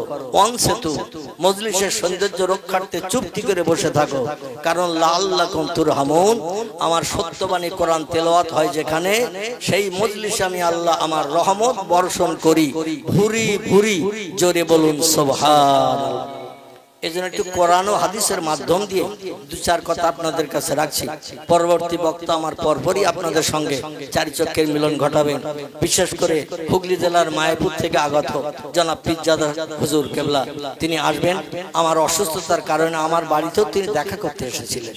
সেই হুগলি জেলা মায়াপুর থেকে আমার সঙ্গে সাক্ষাৎ করতে এসেছিলেন। আমি যখন 3 বছরের মতো অসুস্থ, ঘর বেড়ে হয়েছিলাম। কম বেশি আপনারা জানেন, আল্লাহ পাক লক্ষ লক্ষ মানুষের চোখের পানিতে, লক্ষ লক্ষ মানুষের হাতের দোয়া আল্লাহ কবুল করে এই মরা রোগীকে আপনাদের সামনে বা চেয়ারে বসার সুযোগ করে দিয়েছে। আমার গ্রামের 95% লোকের ধারণা ছিল মৌলভী আর বাঁচবে না, কারণ এমন কঠিন রোগ। আমার পূর্ববর্তী বক্তা সম্ভবত আপনাদের ইমাম সাহেব হবে, আমার আগে যিনি ওয়াজ করছিলেন, উনি বলছিলেন একটু রোগাক্রান্ত হয়েছিলেন, কিন্তু আমি সীমিত রোগাক্রান্ত হই নাই, কঠিন রোগ। পৃথিবীতে 2টি রোগ বড় কঠিন রোগ। একটি রোগের নাম হলো ক্যান্সার। কি নাম? ক্যান্সার। ইংরেজিতে বলা হয়েছে এর নেই কোনো অ্যান্সার। ক্যান্সার রোগ হলে মরণ অবশ্যম্ভাবী।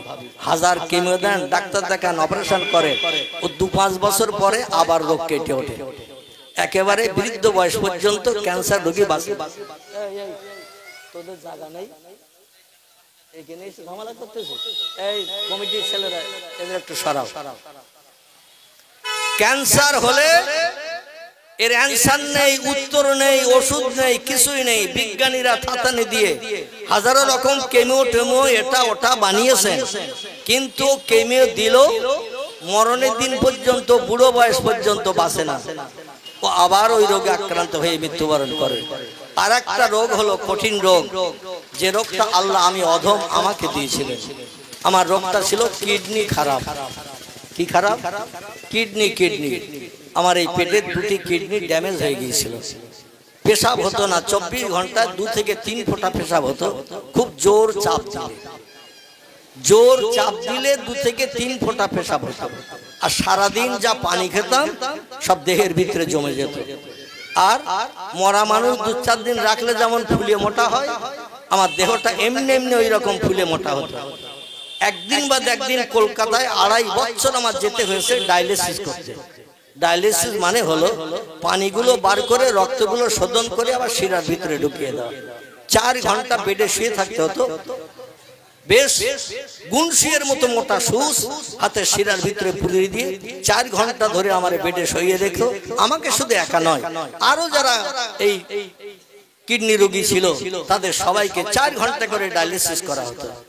মাঝে মাঝে ওকটানা হতো, মাঝে মাঝে বমি হতো, মাঝে মাঝে পায়ের শিরা ছিঁড়ে যাওয়ার মতো, মাঝে মাঝে বেহুশ হয়ে যেতে হতো, কোনো হুঁশ থাকতো না। কিন্তু আল্লাহ তারপরও বাঁচিয়েছে। জোরে বলুন একটু সুবহানাল্লাহ। গত 18 জানুয়ারি এই 2024, এই 2024-এর 18 জানুয়ারি কলকাতা আর.এন. টেগোর হসপিটাল, যার বাংলা নাম হলো রবীন্দ্রনাথ ঠাকুর হসপিটাল। কি নাম বললাম? ভারতের মহান মনীষী, হিন্দু ভাইদের ঘরের ছেলে, জোড়াসাঁকো ঠাকুর বাড়ির কীর্তি সন্তান বিশ্বকবি রবীন্দ্রনাথ ঠাকুরের নামে এই হসপিটালের নামকরণ করা হয়েছে আর.এন. টেগোর। এই হসপিটালের মালিকের নাম হলো দেবী শেঠি। কি নাম বললাম? যিনি আমেরিকা থেকে এখানে হসপিটাল বানিয়ে রোগীদের ট্রিটমেন্ট করেন। শুধু কিডনি রোগী নয়, আরো শত শত রোগী ট্রিটমেন্ট করেন, ভালো ট্রিটমেন্ট। তো যাই হোক, আমি যেটা বলতে চাচ্ছিলাম, গত 18 জানুয়ারি অপারেশনের পরে আমার এই গলার চ্যানেল খোলা হলো, হাতের চ্যানেল করা ছিল ওই ব্লাড শোধনের জন্য, সেটাও খোলা হলো। আমার এই বুকে চ্যানেল করা ছিল, সেটাও খুলে দিয়ে আল্লাহ পাক এখন আপনাদের সঙ্গে চারিচক্ষের মিলন ঘটানোর সুযোগ দিয়েছে। অপারেশনের পরও 6 মাস আমাকে এক ঘরে থাকতে হয়েছে। আমার জন্য পেশাব পায়খানা ঘর আলাদা, সে ঘরে কেউ যেতে পারবে না। কোনো মানুষ ঘরে ঢুকতে গেলে পরিষ্কার পরিচ্ছন্ন হয়ে দুটো খানা দিয়ে চলে যেতে হবে। আমার ঘরের দরজা সামনেও পর্দা লাগানো ছিল আলাদা প্লাস্টিকের, মানে ওই অয়েল পেপারের পর্দা, যাতে বাইরের হাওয়া ভেতরে না ঢোকে, ভেতরের হাওয়া বাইরে না আসে। ডাক্তারি নির্দেশ মেনে এইভাবে চলার পরে আল্লাহ পাক এখন আপাতত সুস্থ করেছেন। তবে পূর্বের মতো সঠিক সবলতা এখন আমি পেতে পারি না। চলতে গেলে এখনো হাত পা একটু টলাটলি করে, তবে 2-4 কথা আল্লাহ বলার সুযোগ দিয়েছেন, তাই বলছি। জোরে বলুন একটু আমিন।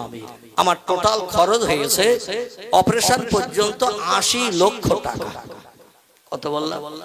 80 লক্ষ টাকা আমার খরচ হয়েছে। অপারেশনের পরে খরচ হয়েছে সেটা ওই হিসাবের ভিতরে নয়, সেটা আলাদা। তো যাই হোক, 2.5 বিঘার মতো জমি বেচেছি, 4 চাকা গাড়ি একটা ছিল বেচেছি। আমার শ্বশুর দিয়েছে 6 লাখ, ছোট ছেলের শ্বশুর দিয়ে 6 লাখ, ভাগনা ভাগ্নেরা বোনেরা আপনজন বন্ধু বান্ধব, এই আপনাদের মতো সহৃদয় বন্ধু ফেসবুকের মাধ্যম দিয়ে আমার অ্যাকাউন্টে হাজার হাজার টাকা, 10 টাকা থেকে শুরু করে 100, 200, 500, 1000, 2000 এইভাবে দিয়ে অধমকে অন্তত ট্রিটমেন্টের সুযোগ করেছেন। যেদিন অপারেশন হবে তার আগের দিন আমার 21 লক্ষ টাকা এককালীন জমা দিতে হয়েছিল অপারেশনের জন্য। যাই হোক, কঠিন বিপদ আল্লাহ যেন কারো না দেয়। সকলে বলবেন আমিন। কারণ এই রোগে আক্রান্ত হলে একেবারে মরণ অবশ্যম্ভাবী, কারণ এত টাকা জোগাড় হবে না আর অপারেশন হবে না। আশেপাশে যারা কিডনি রোগে আক্রান্ত দেখবেন 2-1 বছরের ভিতরে পটল তুলে কবরে চলে গেছে। তবে হাজার হাজার মানুষের চোখের পানি আল্লাহ কবুল করার কারণে এই কঠিন রোগীকে আল্লাহ পাক আবার একটু হায়াত ফিরিয়ে দিয়ে সুস্থতা করিয়েছেন। নবীজি সাল্লাল্লাহু আলাইহি ওয়াসাল্লাম বলছেন, আত-তাকদীরু লা ইয়ারুদ্দু ইল্লা বিদুআইন। রে সাহাবীরা,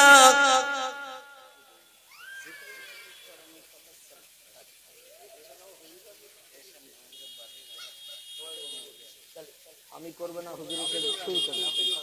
এখন এই বক্তৃতার পর আবার শুরু করব। আচ্ছা আচ্ছা, ঠিক আছে ঠিক আছে, আচ্ছা ঠিক আছে। আমার ভাইরা, আল্লাহ নবী বলছেন, আত-তাকদীরু লা ইয়ারুদ্দু ইল্লা বিদুআইন। এ সাহাবীরা, তাকদীরের কোনো পরিবর্তন নাই। তিরমিজি শরীফের হাদিস, আল্লাহ নবী সাল্লাল্লাহু আলাইহি ওয়াসাল্লাম জানাচ্ছেন, কোন মানুষ মায়ের উদর থেকে পৃথিবীতে যখন জন্ম নেয়, তার জন্মগ্রহণ করার 40,000 বছর আগে আল্লাহ তার তাকদীর লিপিবদ্ধ করে পৃথিবীতে পাঠায়। কদিন আগে? আমার ভাই বলছেন 40 বছর। আল্লাহর নবী বলছেন, মায়ের উদর থেকে কোনো বাচ্চা, ছেলে হোক বা মেয়ে হোক, এই পৃথিবীতে যখন জন্ম নেয়, দুনিয়ার মুখ যখন দেখে, তার জন্ম নেয়ার পূর্বে আল্লাহ পাক রব্বুল আলামিন তার তাকদীর লিপিবদ্ধ করেন, এবং এটা লিপিবদ্ধ করেন 40,000 বছর আগে। তাকদীরের প্রতিফল প্রত্যেকের নসিবে জুটবে। কারণ লা ইয়ারুদ্দু, আল্লাহ নবী বলছেন, তাকদীরের কোনো পরিবর্তন হবে না। আল্লাহ যেটা লিখে পাঠাবেন সেটাই তার নসিবে জুটবে। জোরে বলুন একটু সুবহানাল্লাহ। সাহাবীরা তো শুনে কান্না শুরু করেছেন, ইয়া রাসূলুল্লাহ, চেষ্টা চতুর চালিয়ে আমরা কি তকদিরে কোনো পরিবর্তন ঘটাতে পারবো না? আমল কালাম করে, জিকির আজগার করে, তাসবিহ তাহলিল পাঠ করে, নামাজ কালাম করে, নফল রোজা রেখে, ফরজ রোজা রেখে, সত্য কথা বলে, চুরি ডাকাতি না করে, ছিনতাই গুন্ডামি না করে, মদ না খেয়ে, সুদ না খেয়ে, ব্যভিচারী না করে, গরিবদের হক ফাঁকি দিয়ে না খেয়ে, মানুষ মার্ডার না করে আমরা যদি আল্লাহর কাছে হাত তুলে কোনো দোয়া করি, আল্লাহ কি আমাদের তকদির পাল্টে দেবে না? নবী বলেন, সাবিরা নাম ইয়া আইয়ুহাল আসহাব, একটা মাত্র ক্ষেত্রে মানুষের তকদির পরিবর্তন হয়। কটা? একটা মাত্র ক্ষেত্রে মানুষের তকদির পরিবর্তন হয়। সাহাবীরা বলেন, মা হিয়া ইয়া রাসূলুল্লাহ, সেই ক্ষেত্রটা কি? রাসূল বলেন, ইল্লা বিদুয়া, রাতের গভীরে तमाम সৃষ্টি যখন ঘুমিয়ে যাবে, বিবি বাচ্চা নিয়ে সব সৃষ্টি যখন বিশ্রামে চলে যায়, ঘুমের ঘরে পতিত হয়, রাতের গভীর হয়ে গেলে সব সৃষ্টি দেহের ক্লান্তি দূর করার জন্য যখন বিশ্রামে যায়, ঘুমিয়ে যায়, ওই সময় কোন ব্যক্তি বিছানায় যদি লাথি মারে, বিবি বাচ্চার মায়া ছেড়ে দিয়ে আমার আল্লাহ পাকের সন্তুষ্টির জন্য জায়নামাজের পাটিতে দাঁড়িয়ে যে 2 রাকাত নামাজ আদায় করে আল্লাহর কাছে দোকান হাত তুলে চোখের পানি দুখনা দিয়ে 2 ফোঁটা পৃথিবীর জমিনে ফেলে ওই রাত্র দ্বীপ্রহরের পর থেকে নিয়ে ফজরের আযান ধ্বনির আগ সময় পর্যন্ত এই সময়টাকে বলা হয়েছে তাহাজ্জুদ। কি নাম? আল্লাহ কোরআনের 28 পারায় সম্ভবত তত্ত্ব কোট করে দিয়েছেন, ফাতাহাজ্জাত বিহি নাফিলাতাল্লাক। জোরে বলুন একটু সুবহানাল্লাহ। আল্লাহ বলছেন, ও বান্দা বান্দীরা, আমাকে যদি রাজি করতে চাও, জীবনের সুখ শান্তি আমার মাধ্যম দিয়ে যদি মিটাতে চাও, প্রধানের কাছে যদি যেতে না চাও, মেম্বারের কাছে যদি যেতে না চাও, এমএলএ এর খোঁজ খবর যদি নিতে না চাও, কারো কাছে দরখাস্ত দিতে না চাও, কোনো বন্ধুর কাছে যদি সমস্যা জানাতে না চাও, আমি আল্লাহ আমার কাছ থেকে যদি সমস্যার সমাধান পেতে চাও, রাতের গভীরে একটু জায়নামাজে দাঁড়িয়ে যাও, একটু তাহাজ্জুদের নামাজ আদায় করো। আল্লাহ নবী হাদিস শরীফে জানিয়েছেন, সিয়ামুন নাহার ও কিয়ামুল লাইল। জোরে বলুন একটু সুবহানাল্লাহ। সিয়ামুন নাহার মানে দিনের বেলা দাঁতে কিছু না কেটে অনাহারা থাকা, এরে বলা হয় সিয়ামুন নাহার। আর কিয়ামুল লাইল, রাতের গভীরে সব সৃষ্টি যখন ঘুমিয়ে যাবে, কোন বান্দা বিবি বাচ্চার মায়া ছেড়ে দিয়ে শান্তির শয্যা বিছানায় লাথি মেরে দুনিয়ার আয় সালাম পরিত্যাগ করে জায়নামাজে দাঁড়িয়ে আল্লাহর কোরআন শরীফের তেলাওয়াত করে রুকু সিজদার মাধ্যম দিয়ে বান্দা যখন ডাইনে বামে সালাম ফিরিয়ে নামাজ শেষ করে দিয়ে আমার কাছে হাত তুলে যখন কিছু চাইবে, উদউনি, ও বান্দা কিছু চাওয়ার থাকলে আমার কাছে চাও, আস্তাজিব লাকুম, তোমাদের দোয়া দাবি কবুল করে জীবনের সব সুখ শান্তি মিটিয়ে মুখে হাসি ফুটাবো আমি। আমার ভাইরা যদি বলেন হটিস্টিক ডকুমেন্ট, আমার কর্তৃপক্ষ ভাইরা একটু আমাকে এই বক্তৃতার শেষ অঙ্কের দিকে আপনাদের একটু জিকিরের কথা বলেছেন, এজন্য আমি শেষের দিকে 2-5 মিনিট 7 মিনিট একটু আল্লাহর নামে জিকির করব। কারণ আল্লাহর নামে স্মরণ না করলে লোকটাকে তো পাক্কা মুমিন ঈমানদার হতে পারে না। আপনারা সকলে আল্লাহর নামে স্মরণ করতে রাজি আছেন না নাই? যদি রাজি থাকেন, আচ্ছা, যেখানে বল খেলা হয়, 2 দলের খেলোয়াড়রা 11 জন করে 22 জন কিংবা 9 জন করে 18 জন, খেলা শুরুর আগে কলেমা শরীফ কবার পড়ে খেলা শুরু করে। আচ্ছা, যেখানে ক্যারাম বোর্ড খেলা হয়, 4 জন ঘোড়ার মতো 4 দিকে দাঁড়িয়ে এধারে গুটি ওধারে, ওধারে গুটি এধারে, এইবার শুধু গুড়ুম গাড়াম অ্যাকশন করে না? ওদের ট্রেনিং হলো ঘোড়ার মতো। ঘোড়া যেমন দাঁড়িয়ে খায়, দাঁড়িয়ে ঘুমায়, দাঁড়িয়ে পেশাব, দাঁড়িয়ে পায়খানা, ক্যারাম বোর্ড যারা খেলে এদের খেলাটা যত সময় চলে ঘোড়ার মতো দাঁড়িয়ে দাঁড়িয়ে অ্যাকশন। আচ্ছা, ক্যারাম বোর্ড খেলার সময় কেউ কি বলে 10 বার দরুদ শরীফ, আল্লাহর নামের একত্ববাদের ভাষা কলেমা শরীফ 7 বার পড়ে নাও, তারপরে খেলা শুরু করে কেউ? আমার ভাইরা, দুনিয়ায় যত নাচ গানের মজলিস আছে, যত নাচ গানের মজলিস আছে, ভিডিও আছে, এমন করে সিনেমা আছে, যাত্রা আছে, থিয়েটার আছে, সেখানে কবার দরুদ শরীফ পড়ে শুরু করা হয়? কোন জায়গায় পড়া হয় না। আল্লাহ নামের একত্ববাদের ভাষা পড়া হয় এই বেহেশতের বাগানে। জোরে বলুন একটু সুবহানাল্লাহ। চার দোকান আব্দুল করিম চাচা, আব্দুর রহিম দাদা যখন বসে দেখবেন শুধু রাজনীতির গল্প। ঠিক বললাম না? বল, রাজনীতির গল্প, নিজেদের সংসার যাপনের গল্প, চাষবাসের গল্প, ব্যবসার গল্প করতে করতে 1-1.5 ঘন্টা পেরিয়ে যায়। কিন্তু একটা বার চার দোকানে 1.5 ঘন্টা বসে থাকা অবস্থায় একটা বারও কি কলেমা শরীফ পড়ার সুযোগ পেয়েছি? পাই নাই। দুর্ভাগ্য আমাদের। আমার ভাইরা, আল্লাহ নামের একত্ববাদের ভাষা যারা বেশি বেশি করে জপ করে, নবী বলছেন মান কানা লিল্লাহ, যে লোকটি আল্লাহর আপন হয়ে যায়, কানা আল্লাহু লাহু, আল্লাহ তার আপন হয়ে যায়। মান কানা লিল্লাহ, যে লোকটি আল্লাহর আপন হয়ে যায়, কানা আল্লাহু লাহু, আল্লাহ তার আপন হয়ে যায়। আর আল্লাহ যে বান্দা বান্দির আপন হয়ে যায়, খোদার কসম কারো কাছে ভিক্ষুকের মতো হাত পাতার দরকার থাকবে না। যদি বলেন হঠাৎ ডগমে